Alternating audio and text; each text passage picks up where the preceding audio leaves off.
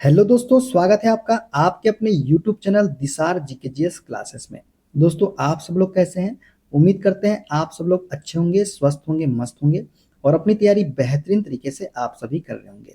दोस्तों, हम आपको यूथ साइंस बुक का सॉल्यूशन करवा रहे हैं, जिसमें दोस्तों आज हम आपको बायोलॉजी का टॉपिक जैव विकास ऑर्गेनिक इवोल्यूशन के सारे क्वेश्चन करवाने वाले हैं, जो अभी तक रेलवे एग्जाम में पूछे गए हैं और जो इस बुक में दिए गए हैं। दोस्तों, वीडियो अच्छा लगे वीडियो को लाइक कर दीजिएगा, शेयर कर दीजिएगा, कमेंट कर दीजिएगा। चैनल पे नए हैं चैनल को सब्सक्राइब करके बेल आइकन को प्रेस कर लीजिएगा। और दोस्तों, हमसे जुड़ने के लिए, क्लास के अपडेट के लिए आप हमारा टेलीग्राम चैनल ज्वाइन कर सकते हैं। टेलीग्राम चैनल का लिंक मैंने डिस्क्रिप्शन बॉक्स में आपको दे दिया है। चलिए दोस्तों, देर ना करते हुए स्टार्ट करते हैं आज का अपना सेशन। और दोस्तों, सभी की प्लेलिस्ट भी हमने आपके लिए बना दी है, तो आप प्लेलिस्ट में जाके भी सारे क्वेश्चन देख सकते हैं और सारी वीडियो देख सकते हैं। चलिए स्टार्ट करते हैं दोस्तों आज का अपना सेशन। दोस्तों, आज हम पढ़ेंगे जैव विकास ऑर्गेनिक इवोल्यूशन के सारे क्वेश्चन। देखते हैं पहला क्वेश्चन दोस्तों। निम्न में से कौन सा कारक समय के साथ प्रजातियों की उत्तरजीविता के लिए उत्तरदायी नहीं है? दोस्तों, वह कारक है हमारा ज्योतिषी संकेत।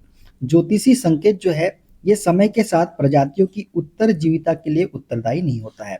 विभिन्नता, जनन और पर्यावास की उपलब्धता जो है, ये प्रजातियों की उत्तरजीविता के लिए उत्तरदायी होते हैं। दोस्तों, ज्योतिषी संकेत एक प्राचीन परंपरागत प्रणाली का हिस्सा है, जो खगोलीय पिंड की स्थिति को मानव व्यक्तित्व, लक्षणों और घटनाओं से जोड़ती है। ये वैज्ञानिक सिद्धांतों पर आधारित नहीं है और प्रजातियों के जीवित रहने, अनुकूलन करने या विकसित होने के तरीके के पर इनका कोई जैविक या पर्यावरणीय प्रभाव नहीं पड़ता है। अर्थात ज्योतिषीय संकेत समय के साथ प्रजातियों की उत्तरजीविता के लिए उत्तरदायी नहीं होते हैं। ठीक है, देखते हैं अगला क्वेश्चन। जीवों के निकेत में उग्र परिवर्तन की स्थिति में निम्न में से क्या किसी जीव की समष्टि को समूल विनाश से बचा सकता है? दोस्तों, ये है हमारा विभिन्नता। विभिन्नता जो है, ये जीवों के निकेत में उग्र परिवर्तन की स्थिति में जीव की समष्टि को समूल विनाश से बचा सकता है। दोस्तों, जीवों के निकेत में उग्र परिवर्तन की स्थिति में विभिन्नता जो है की दशा होने पर जीव की समष्टि को समूल विनाश से बचाया जा सकता है। विभिन्नताएं स्पीसीज की उत्तरजीविता बनाए रखने में उपयोगी होती है। देखते हैं अगला क्वेश्चन। डैश प्रजातियों के दीर्घकालिक उत्तरजीविता में महत्वपूर्ण भूमिका निभाता है? तो दोस्तों, ये है हमारा भिन्नता। भिन्नता जो है प्रजातियों के दीर्घकालिक उत्तरजीविता में महत्वपूर्ण भूमिका निभाता है। दोस्तों, उत्तरजीविता का अभिप्राय जो है जीवित रहना या अस्तित्व में बने रहना है। खासकर चुनौतीपूर्ण या प्रतिकूल परिस्थितियों में प्रजातियों के दीर्घकालिक उत्तरजीविता में पारिस्थितिक तंत्र का संतुलन, जलवायु परिवर्तन के प्रति लचीलापन और प्रजातियों की विविधता अहम भूमिका निभाती है। ठीक है, देखते हैं अगला क्वेश्चन। डैश समय के साथ प्रजातियों की उत्तरजीविता के लिए अत्यंत महत्वपूर्ण है? तो विभिन्नता जो है दोस्तों, ये समय के साथ प्रजातियों की उत्तरजीविता के लिए अत्यंत महत्वपूर्ण होता है। विभिन्नता समय के साथ प्रजातियों की उत्तरजीविता के लिए अत्यंत महत्वपूर्ण होता है। विभिन्नता किसी जीव के ऐसे गुण हैं जो उसे अपने अथवा अपनी ही जाति के अन्य सदस्यों के उसी गुण के मूल स्वरूप की भिन्नता को दर्शाता है। विभिन्नता के कारण ही एक ही प्रकार के जनकों से उत्पन्न विभिन्न संतानों के रूप, रंग, शारीरिक बनावट, आवाज आदि में भिन्नता पाई जाती है। ठीक है, चलिए आगे बढ़ते हैं। डैश परिवर्तन के एक प्रकार की मात्रात्मक और गुणात्मक प्रक्रिया है जिसे मापा नहीं जा सकता। तो ये है दोस्तों विकास। विकास जो है, ये परिवर्तन के एक प्रकार की मात्रात्मक और गुणात्मक प्रक्रिया है जिसे मापा नहीं जा सकता है। विकास परिवर्तन की मात्रात्मक और गुणात्मक प्रक्रिया है जिसे मापा नहीं जा सकता। विकास का अर्थ गुणात्मक परिवर्तन है जो मूल्य सापेक्ष होता है, जिसका अर्थ है विकास तब तक नहीं हो सकता जब तक वर्तमान दशाओं में वृद्धि ना हो। विकास उस समय होता है जब सकारात्मक वृद्धि होती है, तथापि सकारात्मक वृद्धि से सदैव विकास नहीं होता है। विकास उस समय होता है जब गुणवत्ता में सकारात्मक परिवर्तन होता है। ठीक है, देखते हैं अगला क्वेश्चन। निम्न में से कौन सा कारक प्रजातियों के अस्तित्व के लिए मुख्य रूप से उत्तरदायी होता है? दोस्तों, प्रजातियों के अस्तित्व के लिए मुख्य रूप से जो उत्तरदायी होता है वो है हमारा विभिन्नता। ऑप्शन नंबर सी इसका करेक्ट आंसर हो जाएगा। प्रजातियों के अस्तित्व के लिए मुख्य रूप से विभिन्नता उत्तरदायी होती है, क्योंकि यह जैव विविधता और प्रजातियों के विकास में अहम भूमिका निभाती है। इन विभिन्नताओं के कारण प्रजातियां पर्यावरण में अनुकूलन कर पाती है। किसके कारण? विभिन्नताओं के कारण। देखते हैं अगला क्वेश्चन। पादपों में विविधता उनके उत्तरजीविता और विकास के लिए क्यों महत्वपूर्ण है? दोस्तों, पादपों में विविधता उनके उत्तरजीविता और विकास के लिए इसलिए महत्वपूर्ण है क्योंकि यह पौधों को बदलती पर्यावरणीय परिस्थितियों के अनुकूल होने में मदद करती है। तो ऑप्शन सी हमारा करेक्ट आंसर हो जाएगा। ठीक है दोस्तों, पादपों में विविधता उनके विकास और उत्तरजीविता के लिए महत्वपूर्ण है क्योंकि यह उन्हें विभिन्न पर्यावरणीय स्थितियों और चुनौतियों के अनुकूल बनने में मदद करती है। विविधता पौधों को विभिन्न परिस्थितियों में अधिक लचीलापन और क्षमता देती है। कौन? विविधता। ठीक है, देखते हैं अगला क्वेश्चन। प्रजातियों की आबादी की स्थिरता के लिए उत्तरदायी प्रक्रिया का चयन कीजिए। दोस्तों, प्रजातियों की आबादी की स्थिरता के लिए उत्तरदायी प्रक्रिया जो है ये है हमारा प्रजनन। कौन सी? प्रजनन। स्थिरता के लिए प्रजनन उत्तरदायी होता है। प्रजातियों की आबादी की स्थिरता के लिए उत्तरदायी प्रक्रिया प्रजनन है। प्रजनन द्वारा कोई जीव अपने सदृश किसी दूसरे जीव को जन्म देकर अपनी प्रजाति की वृद्धि करता है। यह प्रक्रिया पीढ़ी दर पीढ़ी प्रजातियों की निरंतरता को सक्षम और सुनिश्चित करता है। यह पृथ्वी पर जीवन की मुख्य विशेषता है। ठीक है, चलिए आगे बढ़ते हैं। निम्न में से कौन सा जॉर्जेस क्यूवियर द्वारा अभिज्ञात 3 विशिष्ट मानव जातियों या नस्लों में से नहीं है? दोस्तों, जॉर्जेस क्यूवियर द्वारा अभिज्ञात 3 विशिष्ट मानव जातियों नस्लों में से एक नहीं है, वो है हमारा लैम्पलैंड रियोट। कौन सा? लैम्पलैंड रियोट। मंगोल कल्प, निग्रोइड, काकेसियाई जो है ये जॉर्जेस क्यूवियर द्वारा अभिज्ञात 3 विशिष्ट मानव जाति या नस्ल है। कौन सी नहीं है? Lapland Riot. ठीक है। मानव जातियों का वर्गीकरण उनके शारीरिक बनावट के विभिन्न लक्षणों जैसे त्वचा का रंग, खोपड़ी की लंबाई, कद, बाल, चेहरे की आकृति, आंखों की बनावट के आधार पर किया जाता है। फ्रेंच जीव विज्ञानी जॉर्जेस क्यूवियर ने मानव जातियों को उनके चमड़ी के आधार पर 3 भागों कौन कौन से? काकेसियाइड सफेद, मंगलोयाइड पीला तथा निग्रोइड काला में विभाजित किया था। किसने किया था? जॉर्जेस क्यूवियर ने। ठीक है, देखते हैं अगला क्वेश्चन। होमोसेपियंस शब्द किसके द्वारा दिया गया था? दोस्तों, होमोसेपियंस शब्द जो है ये सी लिनियस के द्वारा दिया गया था। किसके द्वारा? सी लिनियस के द्वारा। दोस्तों, स्वीडन के जीव विज्ञानी कैरोलस लिनियस द्वारा होमोसेपियंस आधुनिक मानव का वैज्ञानिक नाम शब्द दिया गया था। किसके द्वारा? कैरोलस लिनियस के द्वारा। अब बात कर लेते हैं दोस्तों नाम और उनके वैज्ञानिक नाम के बारे में। तो मानव का वैज्ञानिक नाम है दोस्तों क्या? होमोसेपियंस। बिल्ली का फेलिस कैटस, मेंढक का राना टिग्रिना, सरसों का ब्रेसिका कंपेस्ट्रिस, धान का ओराइजा सटाइवा, गेहूं का टिट्रिक्रम एस्टिवम और आम का है दोस्तों मैग्नीफेरा इंडिका। तो ये वैज्ञानिक नाम आपको सब याद रखने हैं। ठीक है, देखते हैं अगला क्वेश्चन। होमोसेपियंस शब्द किसने गढ़ा था? दोस्तों, जो होमोसेपियंस शब्द है ये सी लिनियस ने गढ़ा था। किसने? सी लिनियस ने। देखते हैं अगला। सर्वाइवल ऑफ द फिटेस्ट वाक्यांश किसने गढ़ा? सर्वाइवल ऑफ द फिटेस्ट वाक्यांश जो है दोस्तों ये हर्बर्ट स्पेंसर ने गढ़ा था। किसने? हर्बर्ट स्पेंसर ने। सर्वश्रेष्ठ उत्तरजीविता सर्वाइकल ऑफ द फिटेस्ट एक ऐसा वाक्यांश है जो प्राकृतिक चयन के तंत्र का वर्णन करता है। इस वाक्यांश को ब्रिटिश पॉलीमेथ दार्शनिक हर्बर्ट स्पेंसर द्वारा गढ़ा गया था। चार्ल्स डार्विन की पुस्तक on the origin of species को पढ़ने के बाद हर्बर्ट स्पेंसर ने सबसे पहले इस वाक्यांश का प्रयोग अपनी पुस्तक जीव विज्ञान का सिद्धांत जो कि 1864 में प्रकाशित हुई थी में किया था। चार्ल्स डार्विन ने इस वाक्यांश का प्रयोग 1869 में प्रकाशित on the origin of species के 5वें संस्करण में किया था। किसने? चार्ल्स डार्विन ने। देखते हैं अगला क्वेश्चन। इनमें से किस प्रकार के अंगों की बुनियादी संरचना एवं उत्पत्ति समान होती है किंतु उसके कार्य भिन्न भिन्न होते हैं? तो ये है दोस्तों हमारे समजात अंग। समजात अंग में जो है अंगों की बुनियादी संरचना एवं उत्पत्ति समान होती है किंतु उनके कार्य कैसे होते हैं? भिन्न भिन्न होते हैं। दोस्तों, वे अंग जो उत्पत्ति तथा संरचना में समान होते हैं तथा कार्य में भिन्न होते हैं समजात अंग कहलाते हैं। जैसे पंछी के पंख तथा घोड़े के अग्रपात, मनुष्य की बाजू तथा गाय के अग्रपात। वे अंग जो समान कार्य करते हैं तथा देखने में भी समान हैं, लेकिन उनकी उत्पत्ति और संरचना भिन्न होती है, ये समरूप अंग कहलाते हैं। जैसे कीट के पंख तथा चमगादड़ के पंख, वेल का पंख तथा पक्षी का पंख। ठीक है, देखते हैं अगला क्वेश्चन। मानव जाति होमोसेपियंस के प्राचीनतम सदस्यों के अवशेष देश में देखे जा सकते हैं। तो दोस्तों ये देखे जा सकते हैं अफ्रीका में। कहाँ पे? अफ्रीका में। मानव जाति होमोसेपियंस के प्राचीनतम सदस्यों के अवशेष अफ्रीका में देखे जा सकते हैं। अभी तक के खोज के अनुसार होमोसेपियंस का उद्भव 2 लाख साल पहले पूर्वी अफ्रीका को माना जाता रहा है, लेकिन नई खोज के मुताबिक 3 लाख साल पहले ही होमोसेपियंस के अवशेष उपस्थित थे। ठीक है, देखते हैं अगला क्वेश्चन। मनुष्यों के क्रम विकास का अध्ययन इंगित करता है कि हम सभी एक ही प्रजाति से संबंधित है, जो डैश में विकसित हुई है, तो अफ्रीका में विकसित हुई है दोस्तों। कहाँ पे? अफ्रीका में। ठीक है, चलिए आगे बढ़ते हैं। मानव जाति के अनुवांशिक मूल जेनेटिक रूट्स कहाँ मौजूद है?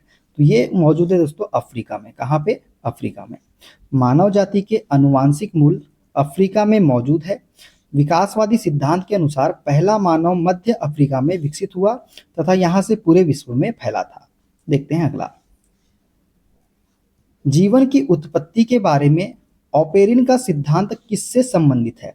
दोस्तों जीवन की उत्पत्ति के बारे में ऑपेरिन का सिद्धांत जो है ये रासायनिक विकास से संबंधित है। किससे? रासायनिक विकास से। जीवन की उत्पत्ति के बारे में ऑपेरिन का सिद्धांत रासायनिक विकास से संबंधित है।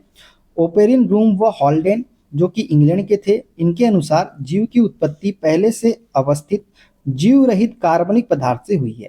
कार्बनिक पदार्थ का निर्माण अकार्बनिक पदार्थ से हुआ। जीवन की उत्पत्ति के विभिन्न मत है दोस्तों। क्या क्या मत है? स्योर बीजाणु सिद्धांत, स्वतः जनन सिद्धांत, जीवन उत्पत्ति सिद्धांत और रासायनिक विकास सिद्धांत। तो ये जीवन की उत्पत्ति के विभिन्न मत है। ठीक है, देखते हैं अगला क्वेश्चन।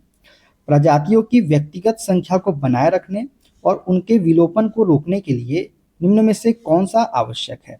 दोस्तों प्रजातियों की व्यक्तिगत संख्या को बनाए रखने और उनके विलोपन को रोकने के लिए जो आवश्यक है वो है हमारा प्रजनन। Option number B.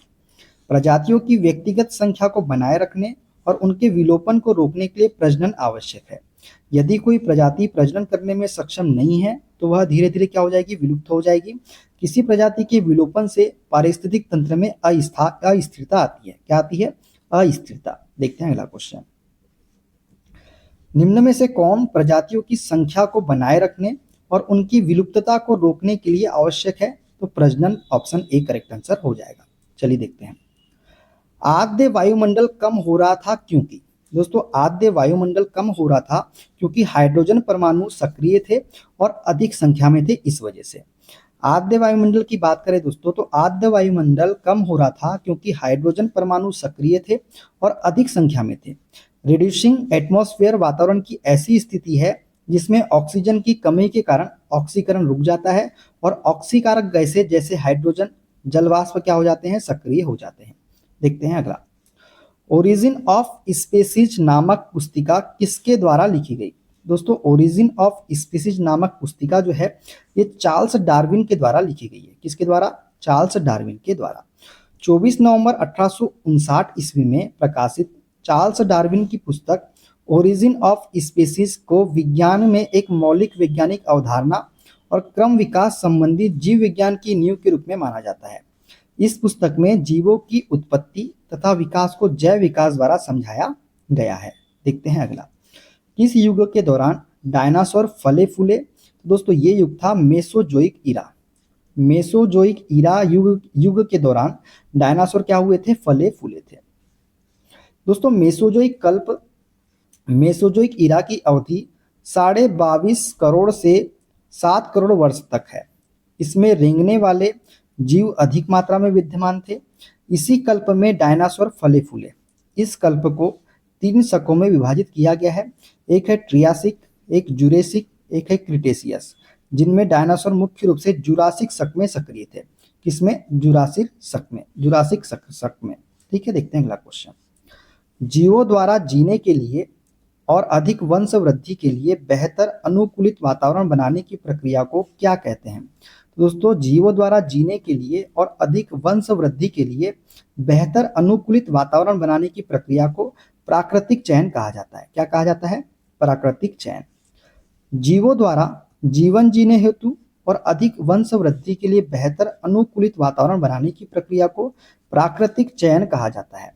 Charles Darwin ने विकास की प्रक्रिया की व्याख्या के लिए प्रसिद्ध प्राकृतिक चुनाव का सिद्धांत प्रतिपादित किया। वर्ष 1859 में उन्होंने ओरिजिन ऑफ स्पीसीज नामक पुस्तक अपने निष्कर्ष का वर्णन किया। क्या किया? ओरिजिन ऑफ स्पीसीज नामक पुस्तक में अपने निष्कर्ष का वर्णन किया। किसने? चार्ल्स डार्विन ने। देखते हैं अगला क्वेश्चन। निम्न में से किसे टायरंट लिजॉर्ड किंग कहा जाता है? दोस्तों, टायरंट लिजॉर्ड किंग जो है ये कहा जाता है टायरेनोसारस रेक्स को। किसको? टायरेनोसारस रेक्स को कहा जाता है टायरंट लिजॉर्ड किंग। ठीक है। टायरेनोसॉरस लुप्त डायनासोर की एक प्रजाति है। इसे लॉयरंट लिजॉर्ड किंग भी कहा जाता है क्योंकि यह जमीन पर रहने वाला सबसे विशालकाय जानवर था। इसकी लंबाई 12.8 मीटर मतलब 42 फीट थी। इसके अवशेषों के आधार पर यह 6.7 से 6.55 करोड़ वर्ष पहले तक पाया जाता था। ठीक है, चलिए आगे बढ़ते हैं। मनुष्यों के वैज्ञानिक नाम होमो सेपियंस का अर्थ क्या है? दोस्तों, मनुष्यों के वैज्ञानिक नाम होमो सेपियंस का अर्थ है क्या? Wise hominid. क्या है? Wise hominid. मनुष्यों के वैज्ञानिक नाम होमो सेपियंस का अर्थ ज्ञानी मानव, वाइज होमिनिड है। होमो सेपियंस में प्रथम शब्द होमो वंश को तथा सेपियंस जाति को प्रदर्शित करता है। इसमें जो होमो शब्द है दोस्तों ये वंश को प्रदर्शित करता है और सेपियंस जो है जाति को प्रदर्शित करता है। मानव स्तनी वर्ग के प्राइमेट्स गुण का सदस्य है जिसमें बंदर, कपी एवं मानव जैसे विकसित जंतु होते हैं। इन सब में मानव सबसे अधिक बुद्धिमान होते हैं, अतः इन्हें ज्ञानी मानव, वाइज होमिनिड कहा जाता है। देखते हैं अगला क्वेश्चन। आधुनिक मनुष्य का वैज्ञानिक नाम क्या है? तो होमो सेपियंस जो है इसका करेक्ट आंसर हो जाएगा। चलिए आगे बढ़ते हैं। होमो सेपियंस के रूप में वर्गीकृत किए जाने वाले प्रारंभिक होमिनाइड्स डैश थे। दोस्तों, होमो सेपियंस के रूप में वर्गीकृत किए जाने वाले प्रारंभिक होमिनाइड्स थे क्या? क्रो-मैग्नन। कौन थे? क्रो-मैग्नन थे। होमो सेपियंस के रूप में वर्गीकृत किए जाने वाले प्रारंभिक होमिनाइड्स क्रो-मैग्नन मानव थे। इसकी उत्पत्ति आज से लगभग 35 से 50 हजार वर्ष पूर्व आदि निएंडरथल से हुई है। कहाँ से? आदि निएंडरथल से हुई है। क्रो-मैग्नन मानव के अस्थि पंजर फ्रांस से मिले थे। आधुनिक वैज्ञानिक इसे वर्तमान मानव होमो सेपियंस का अंतिम सीधा पूर्वज और आधुनिक मानव की एक उपजाति होमो सेपियंस फासिलस मानते हैं। ठीक है, देखते हैं अगला क्वेश्चन। जैविक विकास को डैश के तौर पर परिभाषित किया गया है। तो जैविक विकास को जो है प्राकृतिक चयन के तौर पर परिभाषित किया गया है। किसके तौर पर? प्राकृतिक चयन के तौर पर। जिस प्रक्रिया द्वारा किसी जनसंख्या में कोई जैविक गुण कम या अधिक हो जाता है उसे प्राकृतिक वरण या प्राकृतिक चयन कहते हैं। प्राकृतिक चयन का सिद्धांत व्याख्या करता है कि पर्यावरण किस प्रकार प्रजातियों और जनसंख्या के विकास को प्रभावित करता है ताकि वो सबसे उपयुक्त का चयन कर सके। देखते हैं अगला। विकास का सिद्धांत किसके द्वारा प्रस्तावित किया गया था? तो विकास का सिद्धांत जो है दोस्तों ये चार्ल्स डार्विन के द्वारा प्रस्तावित किया गया था। किसके द्वारा? चार्ल्स डार्विन के द्वारा। जैव विकास का सिद्धांत चार्ल्स डार्विन द्वारा प्रस्तावित किया गया था। चार्ल्स डार्विन ने जैव विकास की व्याख्या अपनी पुस्तक अंग्रेजी में द ओरिजिन ऑफ स्पीसीज में व्यक्त की है। जैव विकास का सिद्धांत प्राकृतिक चुनाव द्वारा प्राणियों का विकास या डार्विनवाद कहलाता है। क्या कहलाता है? प्राकृतिक चुनाव द्वारा प्राणियों का विकास या फिर डार्विनवाद। ठीक है, देखते हैं अगला क्वेश्चन। किस वैज्ञानिक ने द थ्योरी ऑफ इवोल्यूशन का प्रतिपादन किया? तो द थ्योरी ऑफ इवोल्यूशन का प्रतिपादन जो है दोस्तों ये चार्ल्स डार्विन ने किया था। किसने? चार्ल्स डार्विन ने। देखते हैं अगला क्वेश्चन। निम्न में से कौन सा एक एंथ्रोपॉइड के 3 सुपर फैमिली में से एक नहीं है? तो दोस्तों एंथ्रोपिथेकस जो है ये एंथ्रोपॉइड के 3 सुपर फैमिली में से एक नहीं है।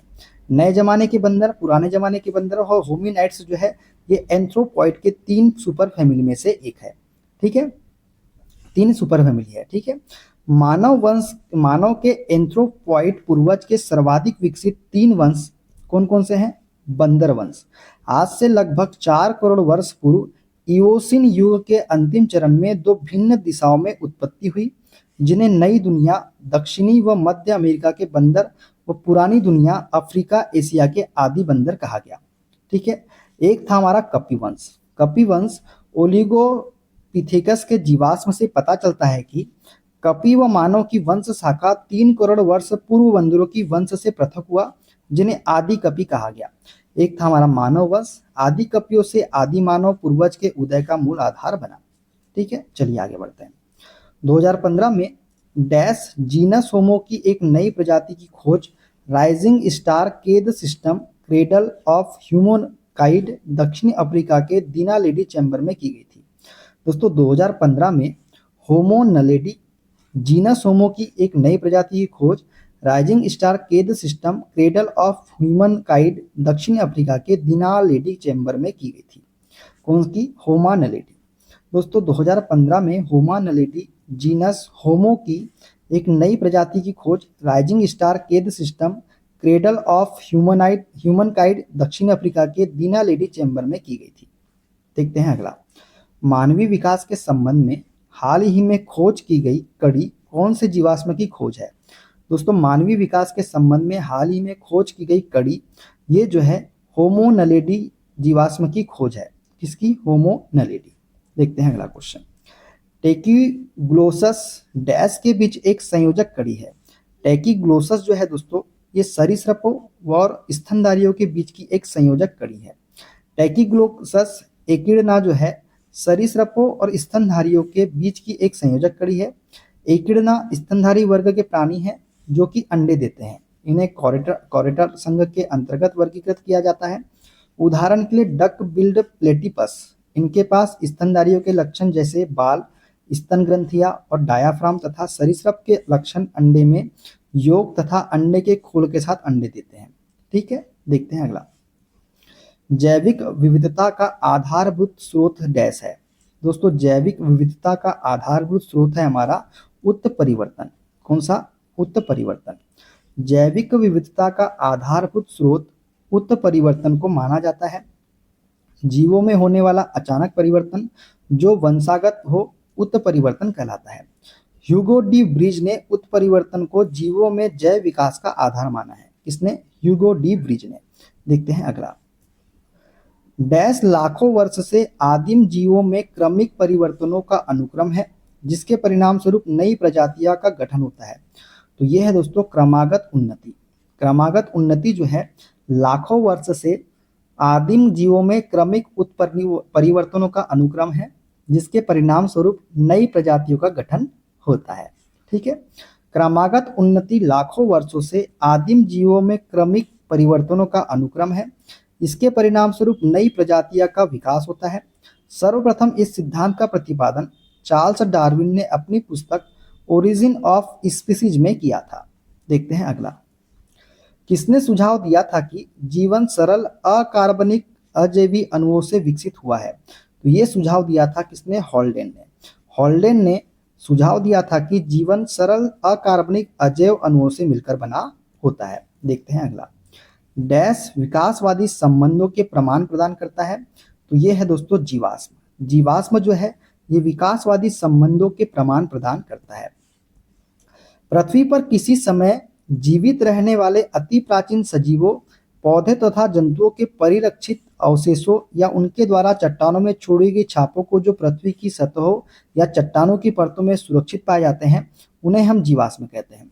इनके अध्ययन को जीवाश्म विज्ञान कहते हैं। जीवाश्म विकासवादी संबंधों के प्रमाण प्रदान करने में सहायक होते हैं। चलिए देखते हैं आगे। डैश गैस उस समय अपनी मुक्त अवस्था में मौजूद नहीं थी जब पृथ्वी पर जीवन उत्पन्न हुआ। तो ऑक्सीजन गैस जो है दोस्तों उस समय अपनी मुक्त अवस्था में मौजूद नहीं थी जब पृथ्वी पर जीवन उत्पन्न हुआ था। देखते हैं अगला। निम्न में से किस वैज्ञानिक ने अपनी पुस्तक ओरिजिन ऑफ स्पीसीज में कार्बनिक विकास के लिए एक क्रियाविधि का सुझाव दिया था? तो ये थे हमारे चार्ल्स डार्विन। चार्ल्स डार्विन ने अपनी पुस्तक ओरिजिन ऑफ स्पीसीज में कार्बनिक विकास के लिए एक क्रियाविधि का सुझाव दिया था। देखते हैं अगला। इन अंगों में से कौन सा अवशेषी अंग नहीं है? तो दोस्तों मस्तिष्क जो है एक अवशेषी अंग नहीं है। अकलदाड़, अपेंडिक्स, कान की मांसपेशियां जो है ये अवशेषी अंग है। अकलदाड़, अपेंडिक्स तथा कान की मांसपेशियां मानव में अवशेषी अंग होते हैं जबकि मस्तिष्क मानव में अवशेषी अंग नहीं होते हैं। तो राइट आंसर क्या हो जाएगा? ऑप्शन नंबर ए, मस्तिष्क।